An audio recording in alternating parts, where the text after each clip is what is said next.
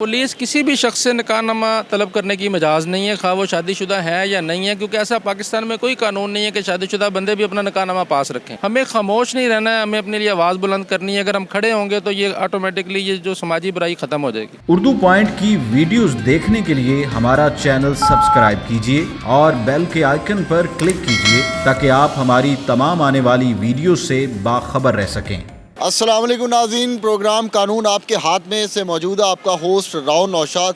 नाज़रीन, इस वक्त हम मौजूद हैं कचहरी में। इस वक्त हमारे साथ मौजूद हैं लाहौर के हाई कोर्ट के सीनियर वकील ताहिर परवेज़ मलिक साहब। उनसे हम जानेंगे एक ऐसे मसले के बारे में जिसमें हमारी आवाम को तकरीबन रोज़ाना बहुत से लोगों को उसका सामना करना पड़ता है, बहुत दुश्वारी भी होती है। आइए हम उनसे बात करते हैं। अस्सलाम वालेकुम मलिक साहब। जी वालेकुम अस्सलाम जी। अच्छा मलिक साहब, मैं आज आपसे एक बहुत ही इंतहाई अहम और हसास मामला उठाना चाहता हूँ। वो ये कि देखने में आया कि अक्सर जोड़े कारों के अंदर बैठे होते हैं और तो उन्हें आके पुलिस एहलकार तंग करते हैं। तो सबसे पहले ये बताइएगा कि कानून इस हवाले से क्या कहता है? देखिए जी, कानून तो ये इख्तियार देता है कि पुलिस वालों को कि वो जो लॉ एंड ऑर्डर की सिचुएशन है उसमें वो किसी भी शख्स को चेक कर सकते हैं। हत्ता कि जो सेक्शन 54 CRPC की है वो ये इख्तियार देती है कि वो किसी इश्तिहारी की गिरफ्तारी के लिए पुलिस अफसर किसी के घर में भी दाखिल हो सकता है। लेकिन ये इस इख्तियार के साथ जुड़ी हुई अब्यूज़ हैं जिनका आपने जिक्र किया। ये abuse of process of law है कि अगर कोई शख्स किसी भी कोई भी शख्स था, वो पुलिस वाला है या किसी और इंतज़ामी इदारों से उसका ताल्लुक़ है और वो किसी को भी हरासा करे, उसके लिए खाली जोड़ों की बात नहीं मैं कर रहा, मैं किसी भी प्राइवेट इंडिविजुअल की बात कर रहा हूँ कि उसको रोकना और उसको बिला वजह तंग करना।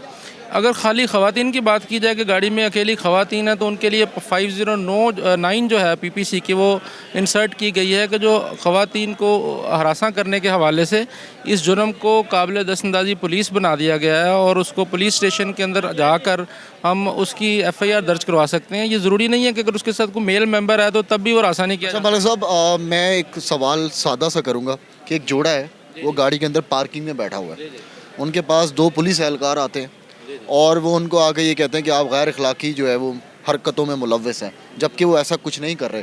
उस वक्त उस जोड़े के पास जाहिर सी बात है लोग मामले में हसास होते हैं, इज्जत का भी मसला होता है, ठीक है, ये पावर ऑफ अब्यूज़ भी कह सकते हैं हम इनको। उस मरहले पर उस जोड़े को क्या करना चाहिए? उसमें पहला स्टेप तो ये है कि आज एंड्रॉइड का दौर है, मोबाइल का दौर है। यानी सबसे पहले हमने ये देखा है कि अगर मोबाइल फ़ोन फौरी तौर पर वीडियो कैमरा उसको ऑन कर लिया जाए तो उसके ऊपर कोई फॉल्स एक्विजिशन नहीं हो सकती बाद में। और बल्कि ये देखा गया है कि जितनी भी पनिशमेंट्स माजी में हुई हैं, जैसे रेंजर का वाक़या था कराची का, उसमें वीडियो फुटेज मौजूद थी, तो फॉल्स एक्विजिशन फ़ौरन ख़त्म हो सकती है अगर वो पहला स्टेप ये करे, वो इंडिविजुअल जो गाड़ी में बैठा के अपने मोबाइल को ऑन कर ले। ज़रूरी नहीं है कि उसका मोबाइल का फेस उसकी तरफ करे, लेकिन जो गुफ्तगू हो वो एटलीस्ट रिकॉर्ड हो जाए ताकि कल कलांगों को झूठा इल्ज़ाम से बचना है। बेसिकली लोग अपनी इज़्ज़त की वजह से खामोश हो जाते हैं कि ये झूठा इल्ज़ाम लगा के कोई भी FIR दर्ज कर देंगे। तो सबसे पहला स्टेप है कि अपना मोबाइल ऑन करना है। ये पब्लिक अवेयरनेस की बात है कि हम लोगों को ये अवेयर करें। और सेकंड बात यह है कि इस इशू को छोड़े ना, उसको अपने लॉजिकल एंड तक पहुंचाएं। अगर कोई शख्स को बार बार पुलिस को पनिशमेंट होगी तो कोई शख्स इस तरह की दोबारा हिम्मत नहीं करेगा। लोकल पुलिस स्टेशन में डेस्क बना दिए गए हैं जिसके ऊपर आप फौरी तौर पर जाके अपनी कंप्लेंट को 100% आपको रसीद मिलती है जब से ये डिजिटलाइजेशन हुई है। और सेकेंडली SSP डिसिप्लिन साहब बैठे हैं जो सिविल लाइन्स थाने के अंदर है, जो सिर्फ इसी मामले की बेखुनी के लिए उनको एप्लीकेशन दी जा सकती है। हमें खामोश नहीं रहना है, हमें अपने लिए आवाज़ बुलंद करनी है। अगर हम खड़े होंगे तो ये ऑटोमेटिकली ये जो समाजी बुराई ख़त्म हो जाएगी। अच्छा, अगर किसी जोड़े को हरासा किया जाता है तो सबसे पहला स्टेप वो क्या ले सकते हैं उस मामले को तय तक पहुंचने के या लॉजिकल एंड तक पहुंचाने के लिए? सबसे पहला स्टेप ये है कि जैसे ही वो उस सिचुएशन से बाहर निकलते हैं 15 पर कॉल करें वहीं खड़े होके। लोग क्राइम सीन को महफूज करना सबसे अहम अमल है कि वो क्राइम को रिपोर्ट करना और वहाँ पर उनकी ऑडियो रिकॉर्डिंग हो जाती है। यानी ये कोई ज़रूरी नहीं है कि जनाब आप थाने में जाके दरख्वास्त देंगे तो कंप्लेन लॉज होगी। हमारा एक निज़ाम है कि आप 15 पर कॉल करें, उसकी ऑडियो रिकॉर्डिंग हो जाती है और वो महफूज हो जाता है विद द टाइम। तो यूँ समझ लें कि वो पहला स्टेप यही है कि हम उसको रिपोर्ट करें, क्राइम को, कॉग्निजेबल ऑफेंस को रिपोर्ट करना पहला स्टेप होता है ताकि क्रिमिनल लॉ को सेट इनटू मोशन लाया जा सके। अच्छा ताहिर परवेज़ मलिक साहब, ये भी बताइएगा कि अक्सर जब जोड़े बैठे होते हैं तो पुलिस आके जो उनसे निकाहनामा मांगना शुरू कर देती है, तो क्या अगर कोई ऐसा जोड़ा है जिनमें निकाह नहीं हुआ, क्या वो गाड़ी में नहीं बैठ सकते या पुलिस उनसे निकाहनामा तलब कर सकती है? पुलिस किसी भी शख्स से निकाहनामा तलब करने की मजाज नहीं है, खा वो शादीशुदा है या नहीं है, क्योंकि ऐसा पाकिस्तान में कोई कानून नहीं है कि शादीशुदा बंदे भी अपना निकाहनामा पास रखें।